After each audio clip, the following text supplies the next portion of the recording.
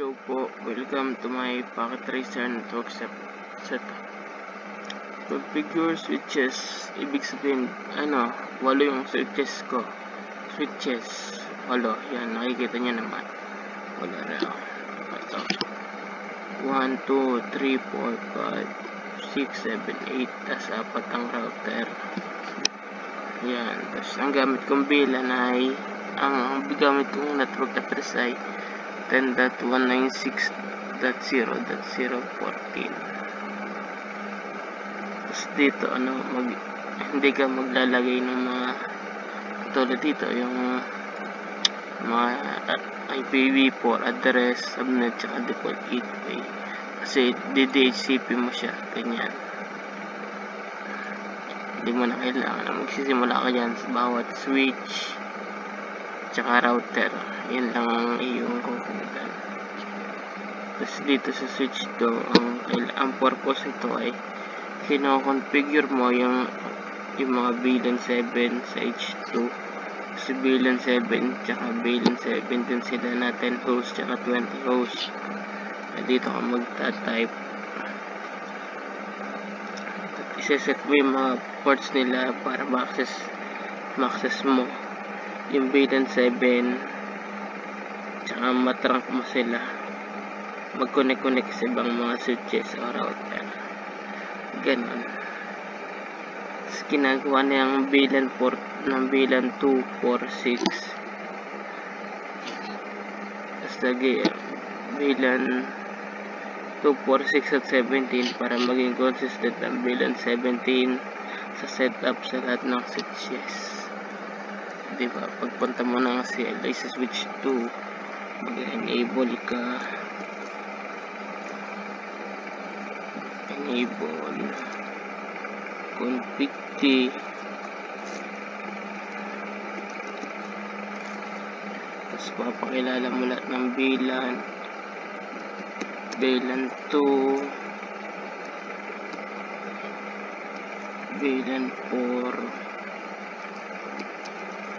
VLAN 6, VLAN 7, tsaka VLAN 17. Ayan. Teka, wala space. Hindi nyo na nakikita.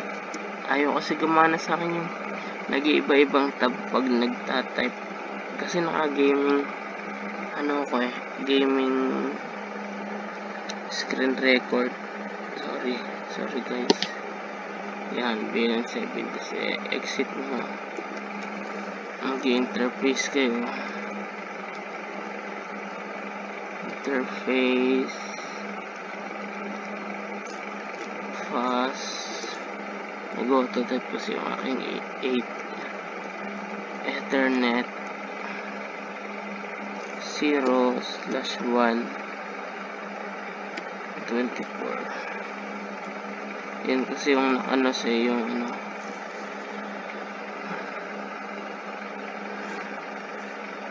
tama naman, fast Ethernet.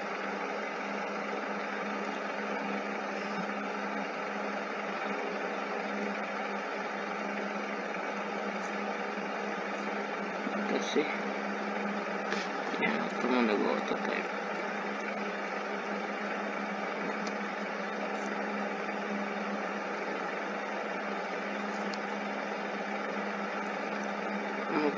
Nag-exit na ako. Nag-exit naman ako, config na. Mali pala. Lagyan natin ng range. Yan, para tumama. Teka. Alternate. Range.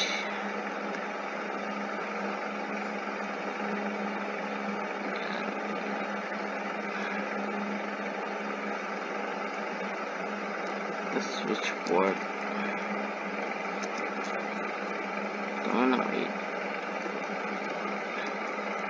Switch port mode access.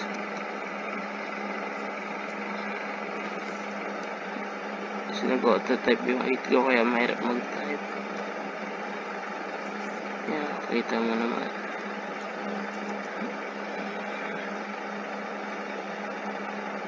Tsaka yung plus.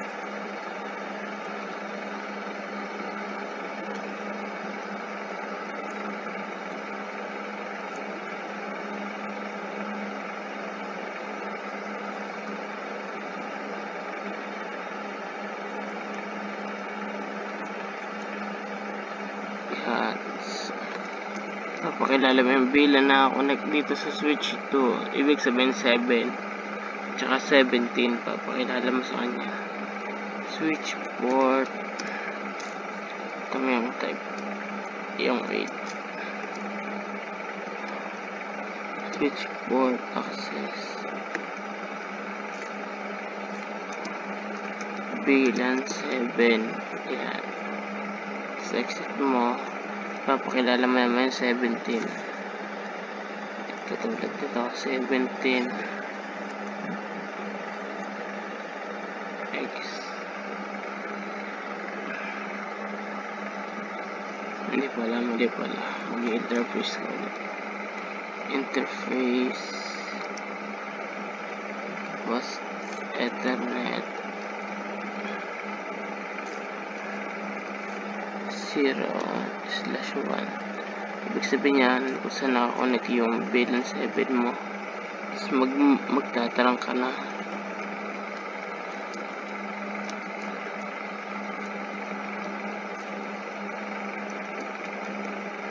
Yan. May mali pa, wala. Exit ka na. Exit lagi. Tapos punta ka na switch.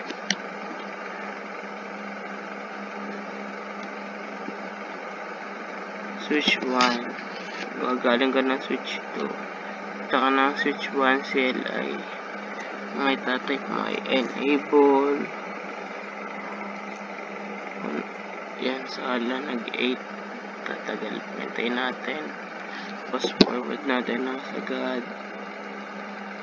Para mabilis lang. Yan, diba switch? Kita mo yung switch. Enable. Config T. Tapos papakilala mo yung mga VLAN 2, VLAN 4, VLAN 6, VLAN 7, saka VLAN 17. Exit. Kagaya lang nung nauna, yung parang kinonfigure mo yung VLAN 17 sa S1 para makapag-support ng 20 hosts. Ganun lang. Hindi kasi nakikita yung tab ko na S1. Gusto ko nagtatype interface range fast ethernet mo. Nakilagay yung fast ethernet 0/1 is 24 naman -24. Yan, tas fast et baliktad.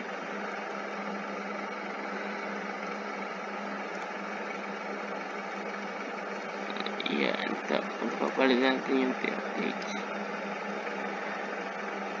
fast ether net 0/24.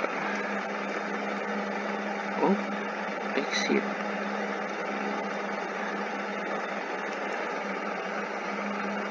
Interface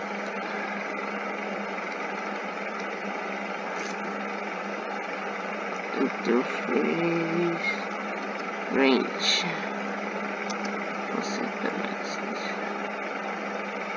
double switch port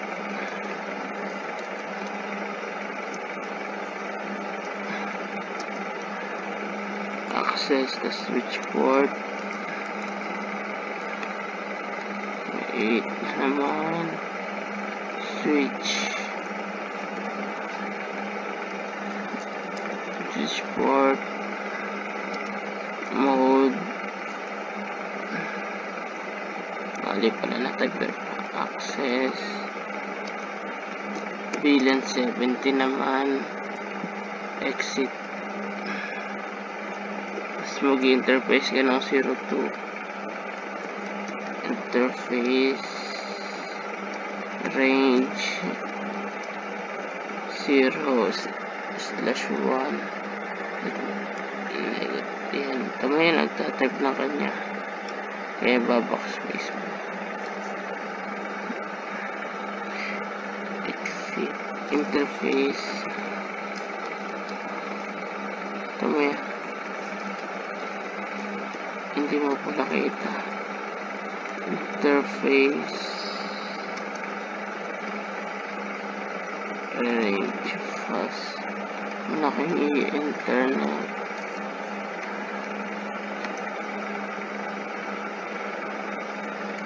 Zero slash 1 to 2.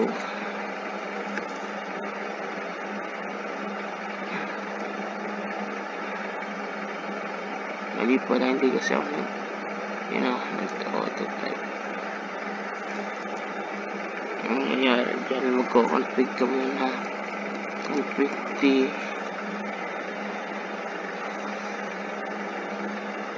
Exit. Exit yan. Interface. Range. Fast. Ethernet.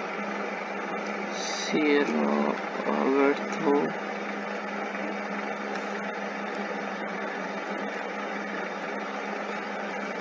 Yan.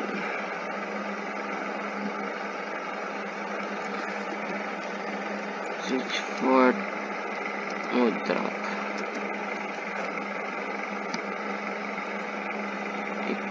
Exit lang.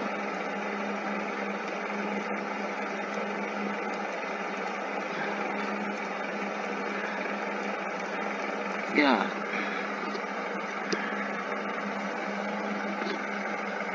Tapos punta ka ng switch 3. Ayan.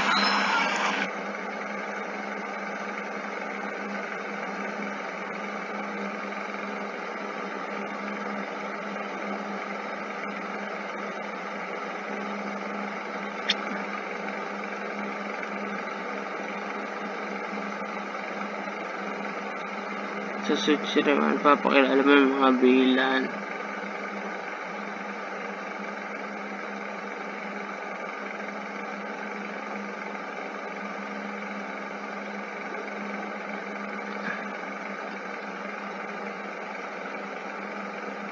Papakilala mo din yung VLAN sa switch 3.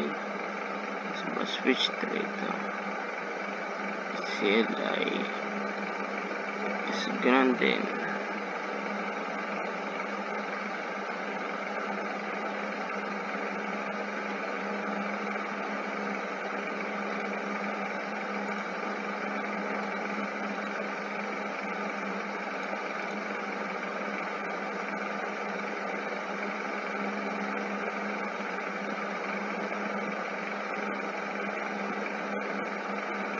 Enable.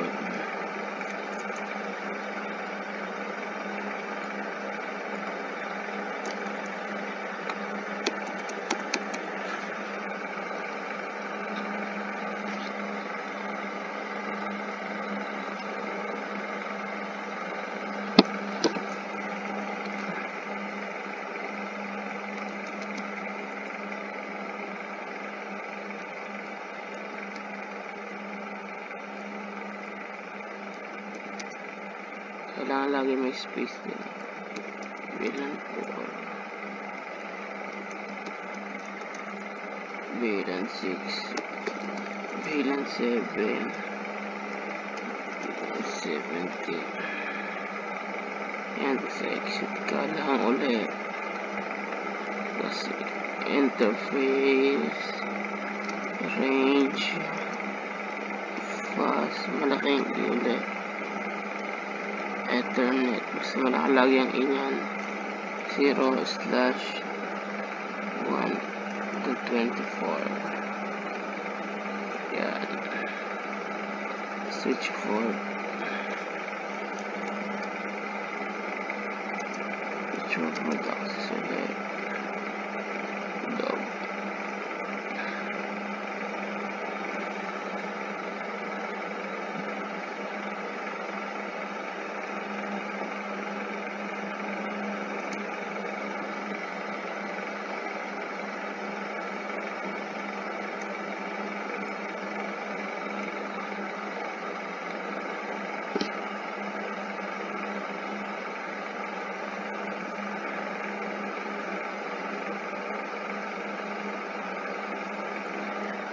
Kasi na ako.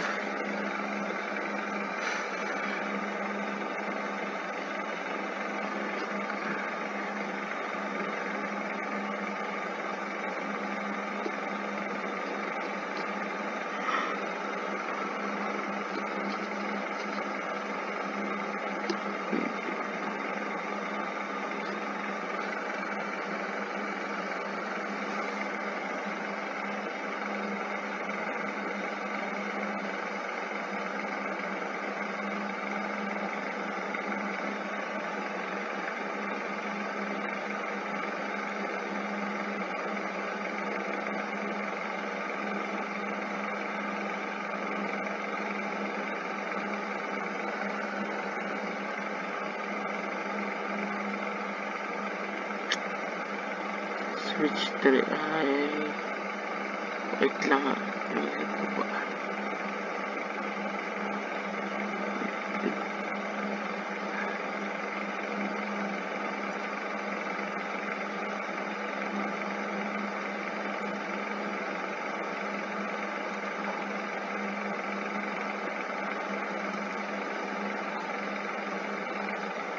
Ganyan lang sa switch.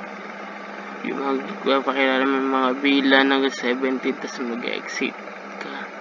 Tapos interface range, pass ethernet 0/1, 1 to 24. Tapos switch port mode access, bilan 2, exit, interface range, pass ethernet 0/1/2, switch port mode trunk. Tapos sa number S4 naman tayo, switch 4. Halos ganun din sa katulad ng switch 3 siguro magkatulad switch 3 hanggang switch 5, magkakatulad yan. Magkakatulad yan, switch 3 hanggang switch 5. Pare-pares lang yung type, pwede nyo i-copy. Pero depende sa inyo kung masasalo nyo sa pa-copy. Kung ano, yan. Kinapy ko na lang kasi tinatamad ako. Tapos switch 6 naman ay ano ba nangyayari sa switch 6?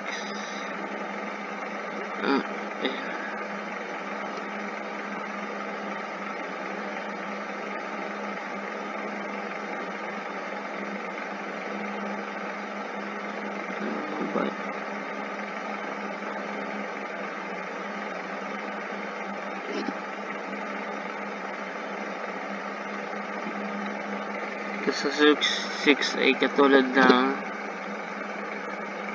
so papakilala mo din yung bilan 7 at 24, mga bilan hanggang 17, 20, basta yan. Sa switch 6 lang yan, papakilala mo lahat para makapag-send ka ng mail.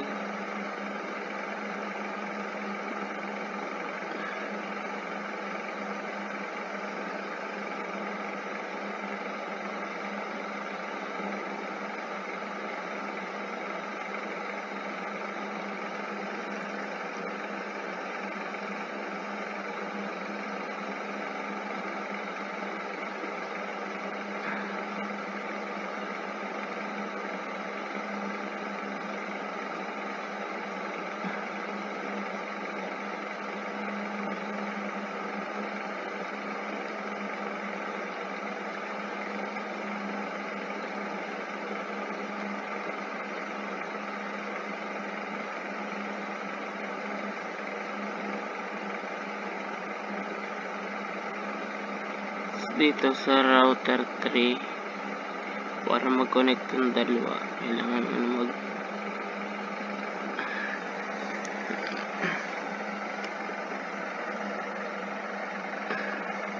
kailangan mo lagi mag CLI para makapag ano ka ng para alam ng yung sa switch 3.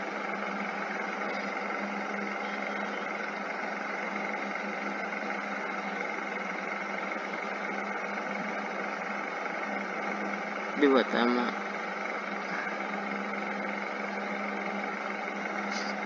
Tapos sa router to naman. Ganun din, siguro magpapakilala mo din. Lahat naman gayon, papakilala mo sa CLI. Center ka lang, paste. Papakilala mo yung mga VLAN 234. Kasi yung serial 0101 para mag-state down, tapos exit mo.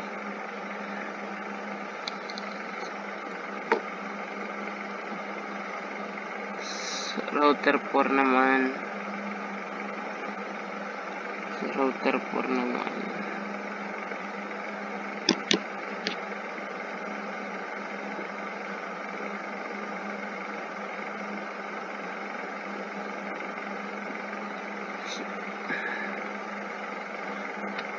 So, router na 4 naman. Katulad lang ng router 1. Para makapakilala yung mga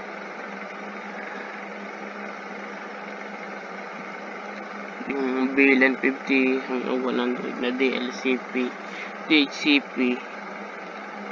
Dito yan. Router 4. Punta ka ulit ng router 4 CLI. Tapos enter. Type mo lang yung diba mag-enable ka, tapos config T. Magko-command ka ng interface G00, tapos mag-IP address ka ng 10.166.2.129.255.255.112. Kung maulit yun ng 3 beses, di ba ulitin, i-bind mo interface at IP address para hanggang may no shutdown. Tapos VLAN 50 yun. Tapos papakilala mo serial 010 para mag-change yung state down, diba? Sa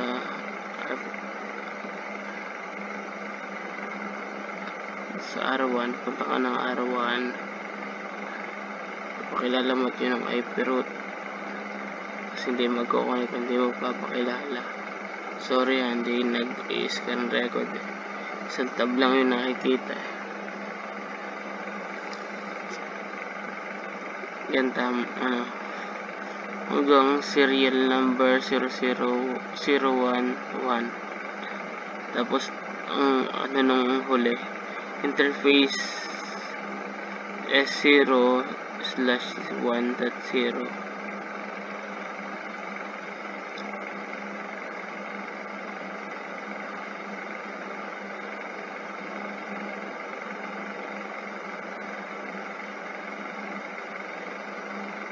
Diba tama?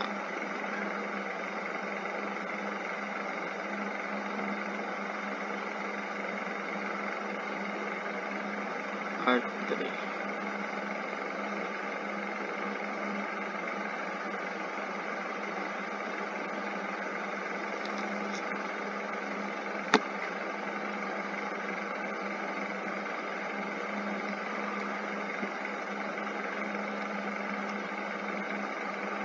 Mali yung R3 natin. Yan, tama. Sige. Katulad lang din ng R1, R2, R3. Hindi, yung R1 lahat kasi para magpa-connect yung R2, R3, R4, 5. Okay na yan. Tama na yan. Tapos, i-DHCP mo yung lahat ng PC. Sa desktop, punta ka ng desktop. IP config, tapos DHCP lang. Yan, gagana yan pag DHCP request successful. Basta ganyan. Lahat yan ng PC. Pag may hindi, ay di may mali ka. Lang ibig ko sabihin.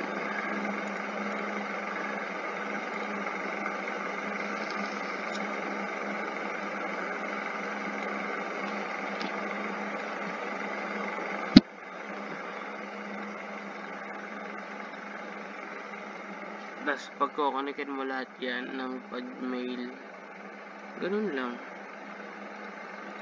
Tapos pag nag-successful, tama.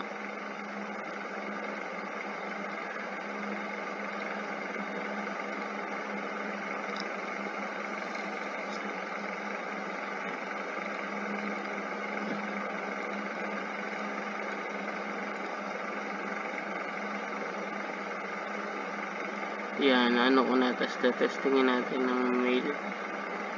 Tsaka dito.